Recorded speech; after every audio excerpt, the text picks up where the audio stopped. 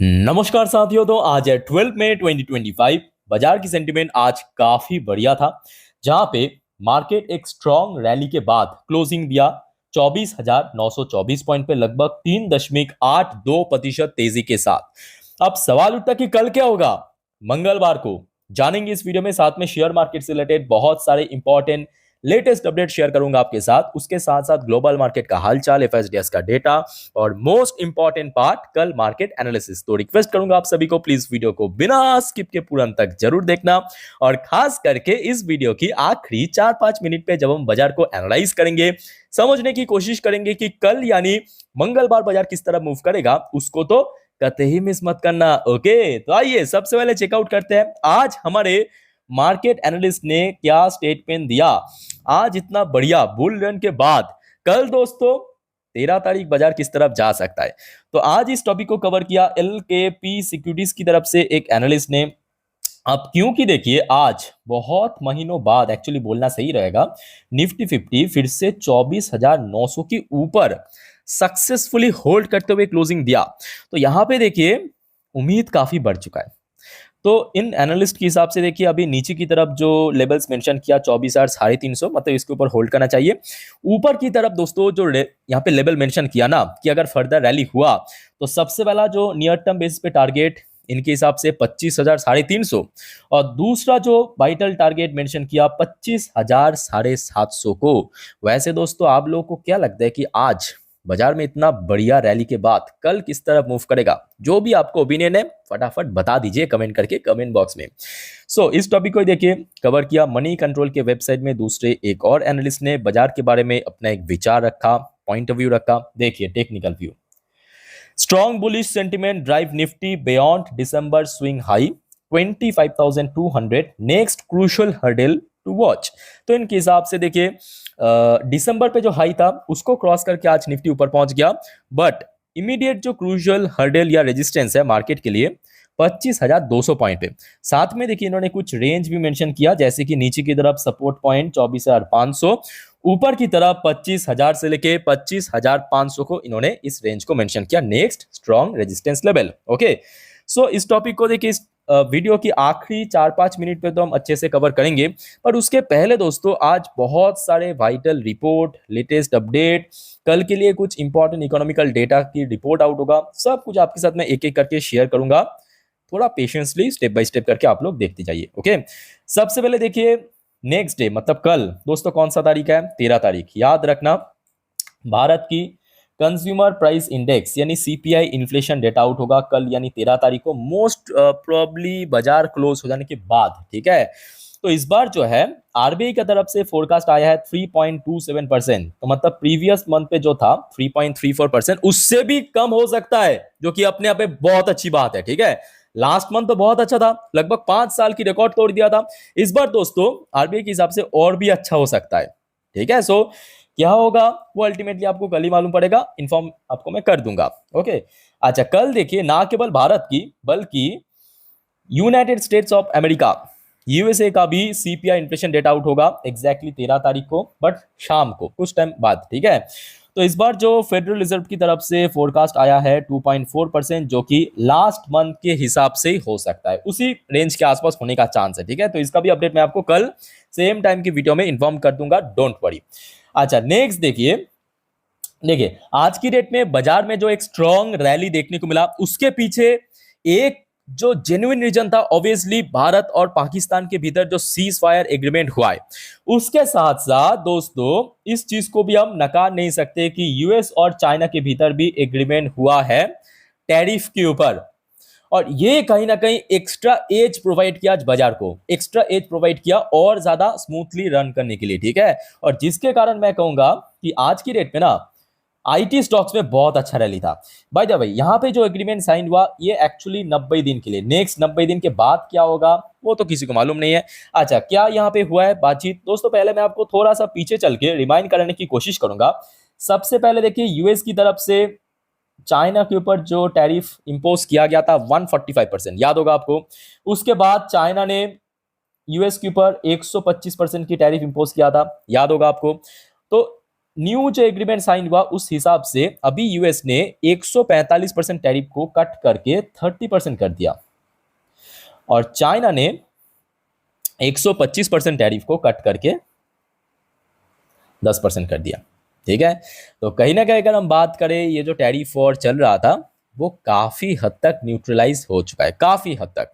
ये बोल नहीं सकते कि एकदम टोटली न्यूट्रलाइज हो चुका है, बट हाँ काफी हद तक न्यूट्रलाइज हो चुका है। ठीक है, तो ये कहीं ना कहीं आज बाजार को काफी हद तक बूस्ट करने में मदद की और खास करके मैं कहूंगा आज की डेट पे खास करके जो बड़े blue chip IT companies Wipro, TCS, most importantly Infosys की शेयर जो 7%, 5%, 4% मूवमेंट है, इसके पीछे रीजन बेसिकली यही है। ठीक है, अच्छा आगे बढ़ते हैं। नेक्स्ट देखिए, एक और इंपॉर्टेंट अपडेट आया था कल रात को ही। Donald Trump announce 59% cuts in US prescription drug prices. दोस्तों ये कहीं ना कहीं भारत की फार्मास्यूटिकल सेक्टर के लिए एक बड़ा झटका हो सकता है।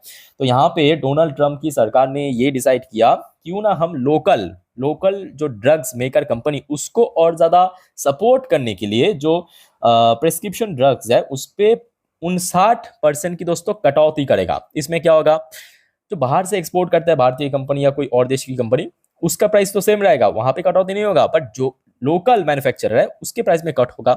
इसके कारण उसका जो प्राइसिंग है, प्रोडक्ट की प्राइसिंग काफी हद तक कम हो जाएगा। ठीक है, तो जिसके कारण दोस्तों आप लोगों ने आई थिंक नोटिस किया होगा कि आज फार्मास्यूटिकल सेक्टर में कोई बहुत ज्यादा तेजी नहीं था। फार्मास्यूटिकल सेक्टर में नोट करना। By the way, JP Morgan की तरफ से एक वैल्यूएबल स्टेटमेंट दिया, India's manufacturing and service PMI is highest among developed and emerging market। जो बात आपको मैं इसके पहले बार बार कहा था कि देखिए अगर हम एक्सटर्नल इश्यूज की बात करें वो तो बहुत सारी चीज है, बट कोर, अगर हम कोर की बात करें ना, कोर वो भारत की बहुत मजबूत है। खास करके लास्ट 2 महीनों से मार्च और अप्रैल की डेटा उठा के देखिए, जो पहले बीच में हमने देखा था नवंबर, दिसंबर, जनवरी, फेब तक काफी हद तक खराब चल रहा था, वो दोस्तों काफी रिकवर हुआ है। चाहे सीपीआई डेटा, चाहे डब्ल्यूपीआई डेटा, चाहे जीडीपी डेटा, चाहे manufacturing and service PMI data, चाहे कोर सेक्टर ग्रोथ डेटा की बात करें। यही चीज जेपी मॉर्गन ने कहा कि जितने भी देखिए emerging market and develop market है उसमें सबसे बेस्ट पीएमआई डेटा दोस्तों भारत की चल रहा है। ठीक है, मैन्युफैक्चरिंग हो या सर्विस हो। अच्छा नेक्स्ट देखिए, एक और लेजेंडरी इन्वेस्टर्स मार्क मोबियसन ने कहा still bullish on Indian banks, IT, defence and pharma sectors. Okay, so next देखिए, एक और इंपॉर्टेंट अपडेट आपकी, after Monday solid rally expert are looking hurt for fresh cues to power near term gains. अच्छा, तो ये market analyst की तरफ से कहा गया। अच्छा उसके बाद दोस्तों आ जाइए, भारत और पाकिस्तान के भीतर भी कुछ वाइटल अपडेट्स है।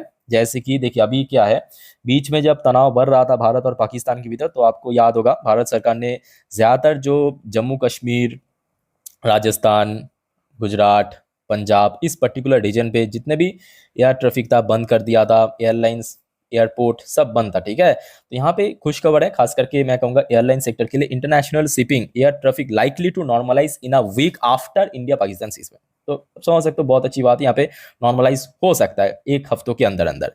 अच्छा नेक्स्ट दोस्तों, जैसे कि आज की डेट पे पहली वाली वीडियो में मैं आपको कहा था कि देखिए आज शाम के 8 बजे पे, शाम के 8 बजे पे भारत की प्राइम मिनिस्टर मोदी जी की तरफ से इसी टॉपिक के ऊपर जो अपना बयान आएगा, स्टेटमेंट आएगा, तो मोदी जी की तरफ से बहुत सारे स्टेटमेंट दिया, एक एक करके मैं आपको शेयर करता हूं। देखिए, operation paused only, we will keep an eye on Pakistan activities. तो इन्होंने बहुत ही क्लियरली मैसेज दिया कि देखिए जो सीज फायर हुआ है वो टेम्पररी हुआ है, हम लोग हर एक मिनट, हर एक घंटा पाकिस्तान और पाकिस्तान की जो एक्टिविटीज, मेनली टेररिस्ट एक्टिविटीज की इन्होंने बात किया है, जिक्र किया है, उसको हम नजर रखेंगे। ठीक है, अगर ज्यादा बदतमीजी करने की कोशिश किया तो वहीं पे ही पेलेंगे। अच्छा नेक्स्ट देखिए, प्राइम मिनिस्टर मोदी जी की तरफ से एक और स्टेटमेंट दिया, talks with Pakistan can only happen on terror and return of PoK, nothing else. मतलब भाई हम पाकिस्तान के साथ इन्हीं शर्तों पे बात कर सकते हैं, या तो आप टेररिज्म को सपोर्ट करना बंद करो सिंपल भाषा में, और return of PoK.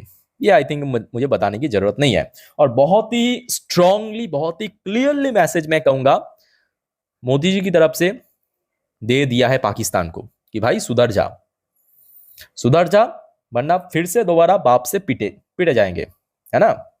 By the way, एक और देखिए, जो पाकिस्तान बातों बातों में कहता है कि हम तो न्यूक्लियर वेपन चला देंगे, तबाह कर देंगे, ना जाने क्या कुछ इनके दिमाग में, मतलब अलग ही दुनिया पे ये लोग जीते हैं। सीरियसली बोल रहा हूं, पाकिस्तान वाले अलग ही दुनिया पे जीते हैं। तो मोदी जी ने उसको भी प्रॉपरली क्लियर कर दिया कि प्राइम मिनिस्टर मोदी से India won't accept nuclear blackmail, कि भाई हम उस टाइप की ब्लैकमेल करने से कोई फायदा नहीं है।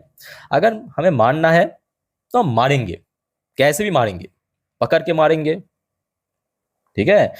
अच्छा दोस्तों, एक और दोस्तों मैं आपको थोड़ा सा इंटरटेनमेंट पर्पस एक न्यूज शेयर करना चाहता हूं आप लोगों के लिए। ये रिपोर्ट के हिसाब से देखिए, इस रिपोर्ट अब ये कितना 100% जेन्युइन है नहीं है वो तो मुझे नहीं मालूम, बट ये रिपोर्ट के हिसाब से आया है, मतलब सोर्स के हिसाब से, कि Pakistan army chief Asim Munir hide in bunker as India attack Nur Khan airbase. तो मतलब बात यह है कि पाकिस्तान की जो आर्मी चीफ, या बोल सकते हो कि पाकिस्तान की जो सेना नायक या सेनापति, ठीक है, जब भारत ने ड्रोन से हमला किया था नूर खान एयरबेस पे और उसको तबाह कर दिया था, तब उन्होंने बंकर में जाके छुप गया था। अब मेरे हिसाब से ना ये हो सकता है, पॉसिबल है, क्योंकि जो देश 1971 पे 93,000, कितना 93,000 सैनिक दोस्तों अगर सरेंडर कर सकता है, तो उसकी जो सेनापति है बंकर में छुपना कोई बड़ी बात नहीं है, कोई बड़ी बात नहीं है, ऐसा हो सकता है। तो आप समझ सकते हो जिन देश की मतलब सेनापति इतना डरपोक इस किस्म की है, तो भाई वो बातों बातों में ब्लैकमेल देता है भारत को, भाई न्यूक्लियर वेपन चलाएंगे। हंसी भी आता है, मतलब कौन सी दुनिया में जीते हैं ये लोग। एनीवे, अब बात करते हैं आपके यूएस मार्केट देख लेते हैं फटाफट कहाँ पे कैसा चल रहा है। तो देखिए डॉ जोन्स की पोजीशन अभी वहाँ पे लोकल टाइम 1:07 बहुत ही बुलिश चल रहा है, because of US China trade जो डील साइन हुआ है 2.62% पॉजिटिव में। दूसरी तरफ नैस्डैक कंपोजिट की पोजीशन भी एक्सट्रीमली बुलिश 4.07% पॉजिटिव में। अच्छा, यूएस की 10 साल की बॉन्ड जेल या यूएस की जो डॉलर इंडेक्स में फिर से गेनिंग हुआ, जो कि बाकी करेंसी के लिए बिल्कुल ही अच्छी बात नहीं है। ओके अच्छा, क्रूड ऑयल की प्राइस सडनली थोड़ा स्टेबल लग रहा है, थोड़ा इंक्रीज होने के बाद एक स्टेबल पोजीशन पे आ चुका है। और इंडियन करेंसी की वैल्यूएशन में रातों रात दोस्तों काफी बदलाव हुआ, वैल्यूएशन बढ़ा है। मैं आपको पहले याद दिलाने की कोशिश करूंगा।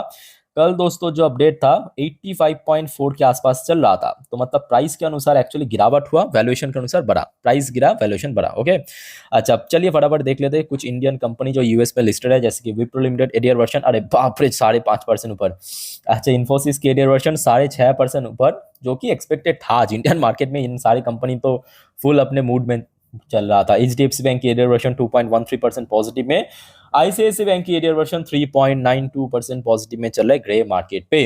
अच्छा सॉरी, ग्रे मार्केट की बोल रहा हूँ गलती से, एडियर वर्शन पे।